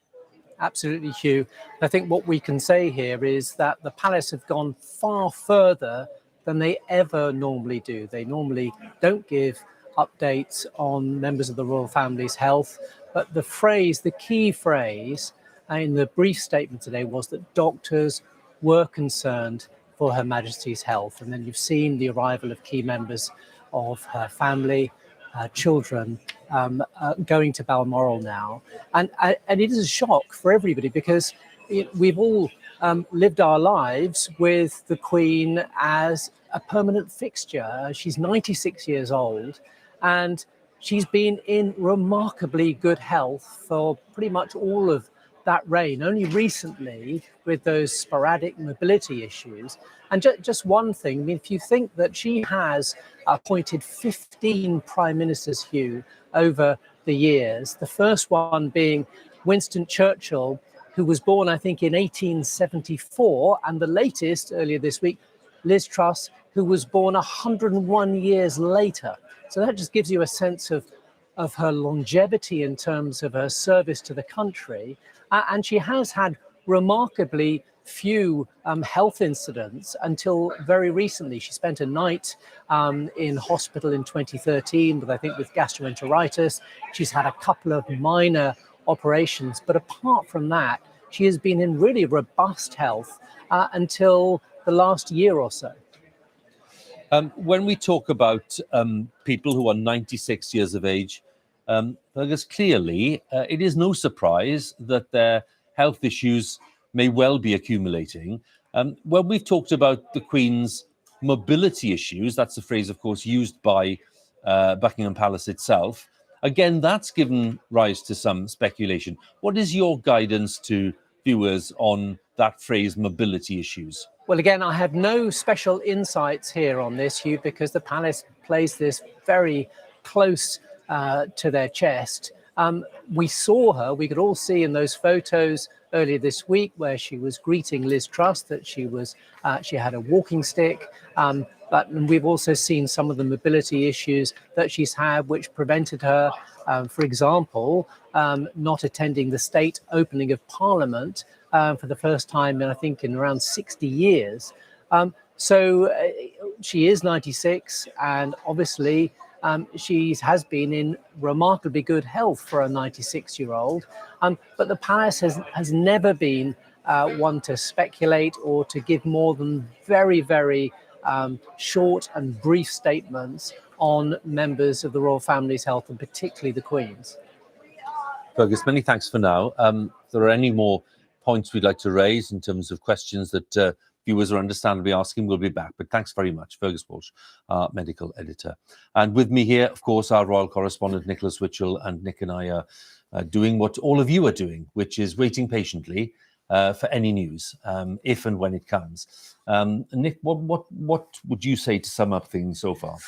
I would say that there is deep concern. I think it is justified in saying deep concern, given the movements of the family. I think that they would only be going en masse up to Balmoral, cancelling all their scheduled engagements today, breaking into their programme to be at the bedside either of their mother or of their grandmother, if there was very real concern. I think Nicola Sturgeon used the word profound concern, and I think that that is the case.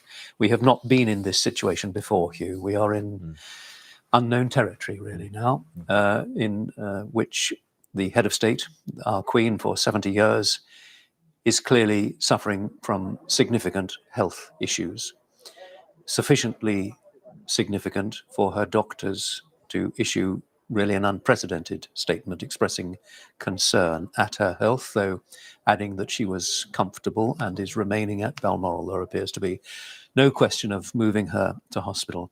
Now, this comes after several days during which we've seen, if you like, clues that the health situation was heading in a negative direction. The fact that she couldn't go to London for the appointment of the new Prime Minister, the fact that that Privy Council meeting last night had to be cancelled, and that she had been ordered to rest by her doctors. Well, that's just most unlike her.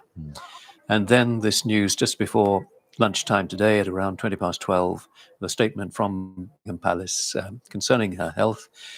And this after so many months when they have said absolutely a minimum of information. They just have refused to talk about it. They say, we're not giving a commentary on her health. And in a sense, I suppose they haven't had very much to say, because I don't think that there have been any significant changes up until now. Now, there are any number of rumours out there. We're not going to get into rumours. We're just going to stick to the facts. And as you said, we now must wait, along with everybody who is watching us, to see what further information may emerge. But this situation that we find ourselves in, ominously, I think we can say today, is the culmination of this sequence of events which began last October, when clearly there was some change, some worsening of her health. That moment when she had to cancel that visit to Northern Ireland, when she was taken into hospital.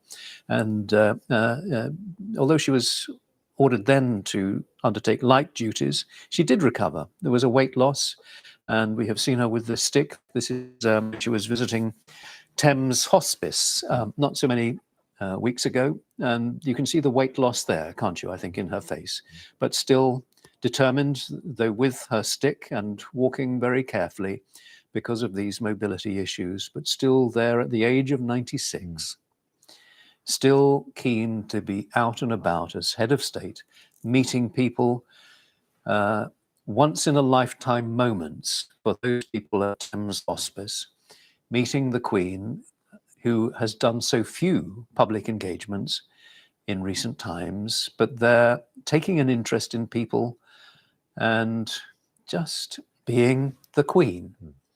That person who is so respected, so revered, whether you are a supporter of the monarchy or whether you think that we should become a republic. I think there is a unanimous view that she has done and continues to do a quite remarkable job. And who can imagine doing this at the age of 96? She, in these images at Thames Hospice, is the one on her feet, engaging in conversation with so many people, so many tens of thousands of people whom she's met over the 70 years of her reign. Will there ever be, you're bound to ask the question, Nick, will there ever be in future a figure who symbolises more effectively and more powerfully the sense of duty, the sense of commitment, the sense of dedication, the sense of a role that has been preordained in a way? And that is really something that lots of people today, I think, will be reflecting on. I think it is. I think many people will be feeling, well, we will not see her like again. Now, that reign is not over. We have nothing to suggest that it is. But I think that that is absolutely right. It has been a remarkable reign in so many respects, not just its longevity, the 70 years, the longest reign in British history. It is the degree of devotion that she has brought to it, the instinctive grasp that she has had of what it is that a monarch needs to represent, the humility that she has demonstrated. That really, you know, the humility is the key to why her reign has been such a success. Dutiful and steadfast and constant, but rooted in the humility that she spoke about on the evening of her coronation. And all of this, we're talking about a remarkable person who wasn't born to this role. It wasn't meant to be. Absolutely. No, I mean, what was it, a few months before the general strike back in 1926. And at the time of her birth, although it was suspected that perhaps things might evolve in such a way that she might end up on the throne. But at that point, of course, she was the eldest child of the king's second son. So at that point, there was no real expectation that she would succeed to the throne. But history took the turn that it did, and her father took the throne in 1936. And then, of course, that placed her in direct line to the succession and to 1952, when, of course, her father died so unexpectedly, tragically young in his 50s. And she was thrust upon the throne at the age of just 25 years old when she came to the throne, and she has reigned and continues to reign in line with that pledge that she made, that she would reign and serve the peoples of the Commonwealth throughout her life, whether it be long or short. Well, the remarkable thing is the visit to the hospice that you showed there, Nick, was actually conveyed exactly the same sense of purpose and energy and duty and keenness to meet people that we see on old film back in the 50s. And, I think, again, one of the keys is that she enjoys it. She enjoys the role of Queen, although by instinct quite a reticent person. She has a curiosity about people and things. She likes, I think, political gossip. She's very, very circumspect about it, but she, I think, just likes to know what's going on. Yeah. She likes to know what's going on in her country. That's probably, she has a better opportunity than most, actually, when she was out and about regularly, of course, not in the past year, to speak to so many people, and they write to her. And so, she has seen it as part of her role to try to sense what is the mood, what is the feeling around the country. Now, there have been ups and downs during the reign. Of course there have. It would be remarkable, inconceivable if there hadn't been. But this is somebody who not only just, I think, enjoys the role that she finds herself in, but also has some of the characteristics of a sort of executive woman, doing the job of Queen, all that paperwork, box after box, every day, as they say, apart from Christmas Day, having to go through it. But, there is something about her which quite enjoys being decisive, taking decisions, not political decisions, of course not, but being involved in the affairs of state and being privy to them. This lady of 96 knows just about every secret there is about the United Kingdom and a few other Commonwealth countries as well, because all the state papers, she sees all of them, not just from the United Kingdom, but from the other nations of which, the 14 other nations of which she is also head of state. So sometimes I think people perhaps don't fully appreciate what does the Queen do? Well, it's this head of the nation role, but there is an awful lot of work that she does, which is not really seen by us, the public. But it fulfills an essential component in holding the nation together. It is the embodiment of the crown. That is the entity to which all the principal organs of state owe their allegiance. And we shouldn't forget that, and at some point in the future, we will have a new monarch. And at that point, it will then be important, I think, to separate the institution from the individual. I mean, when we do reach that point, and when the crown does pass from the Queen, we're not there yet, but at some point that moment will come. And inevitably, I suppose, there will then be questions about, how challenging, how difficult will it be for the new monarch, for the King, for King Charles, as we presume he will be known. But at that point, we will need to remember that for 70 years, the monarchy has been so identified with this monarch that we've perhaps forgotten what the functions of the monarch are, that it is the constitutional settlement of the United Kingdom, the embodiment of it. Anyway, that's all to come. At some point, perhaps well, who knows? At this point, we just await any further news from the palace. Well, at Buckingham Palace itself, we can see some people gathering there. Nick, it's a wet day, so you're not going to see huge crowds right now. But there are people gathering outside the gates because, word has got out that there is concern about the Queen's health, and the traditional place to gather has been in front of Buckingham Palace. And we have a great aerial image of the palace itself with St. James's Park just over to the left. And then Green Park up to the right-hand side, and then you can see the facade of Buckingham Palace there, with the Queen Victoria Memorial dominating the front part, that part of the mall that leads down to Buckingham Palace, and then the huge garden behind. Somewhere, of course, where the Queen has spent a lot of time over the years, Nick. But it's also fair to say, I hope I'm not being unfair saying this, possibly not her favourite residence. No, I don't think it is. I mean, I think it's pretty well known. I think we're on safe territory here to say that Windsor is by far her favourite place, notwithstanding that it's directly under the flight path to Heathrow Airport. But I think she likes just the tranquility there. It's that sense that you're not, as it were, living above the shop. Buckingham Palace, of course, it's having this multi-million-pound renovation at the moment. And, as people within the palace would say, it badly needs it because, the lighting and the plumbing doesn't work terribly well. But no, I think absolutely, because don't forget, the Queen at heart is a countrywoman. You know, she enjoys the country pursuits, the dogs and the horses, as we know. So there's a much greater opportunity to do that. The estate there, which I think, understandably, Windsor is her favourite residence, and that is the castle to which we would expect her to return next month from Balmoral. But as I say, we are just waiting to see what may emerge. But as you say, Buckingham Palace is headquarters. It's the office. It's the place of work and lots of the formal state ceremony, of course. And that's why there are crowds, of course, right in central London gathered there today, because they've heard about the concerns about the Queen's health, and they've gathered there just to see if there's any news at any point. And my colleague Damien Grammaticus is also there right now. He's just outside the palace. And Damien, you were telling us earlier about the messages of support and concern that have come from different leaders.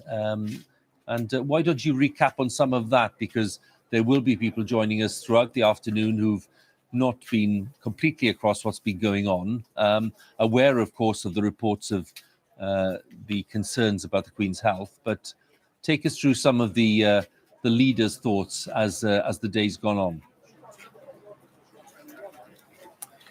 Well, Hugh, yes, that's right. I mean, of course, the first official announcement, or the official announcement, came from here officially through Buckingham Palace about the Queen's condition. And that official announcement, just to recap as well, was talking about the fact that following further evaluation this morning, the Queen's doctors were concerned for Her Majesty's health and have recommended she may remain under medical supervision.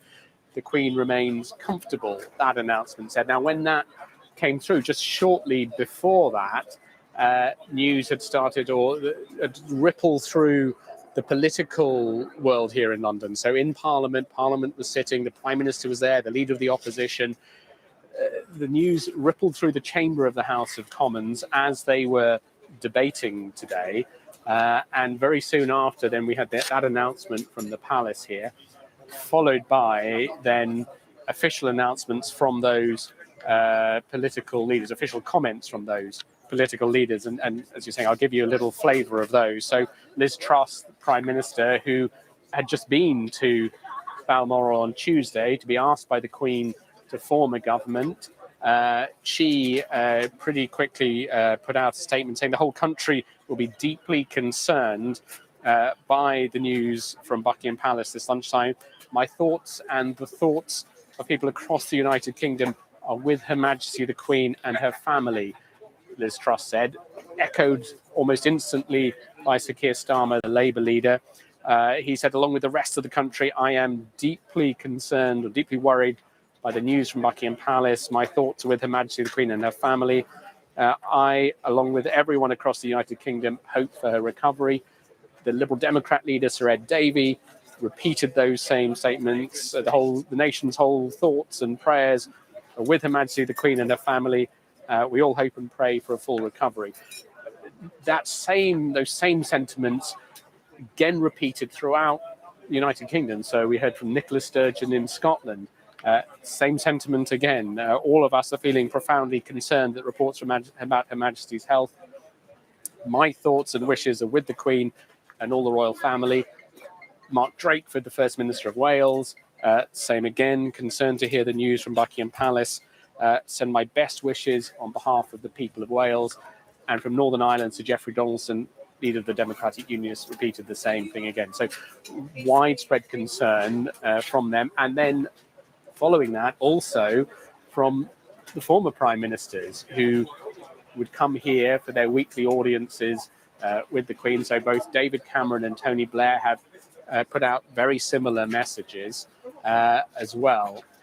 And as you were just hearing from Nicholas Witchell there, I think, so 15 prime ministers now the Queen has seen during her reign, Liz Truss the most recent, and Queen too, head of state for some 14 other countries, Nicholas Witchell was just saying. So the concern about her condition, for her family, extending far beyond just London, far beyond these shores, places like New Zealand, Australia, to other countries around the world where they will be watching very closely. And remember too, other British overseas territories far from here, Gibraltar, Bermuda, places like that also have an intimate connection with the Queen, and we're looking on sharing the same concern, the same sentiments echoed by political leaders today.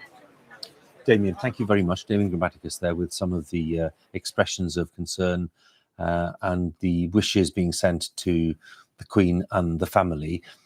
We are looking here at images of Balmoral Castle. This is the entrance to the estate. This is where the Queen has been in residence since the month of July. It's the traditional summer residence for the Queen in the glorious surroundings of this part of Scotland. And as we look at these images, I'm just going to talk once again to Nicholas Witchell, our royal correspondent, because there was some, lack of clarity earlier, Nick, about what the Sussexes were doing, the Duke and Duchess of Sussex, who happen to be in the UK at the moment.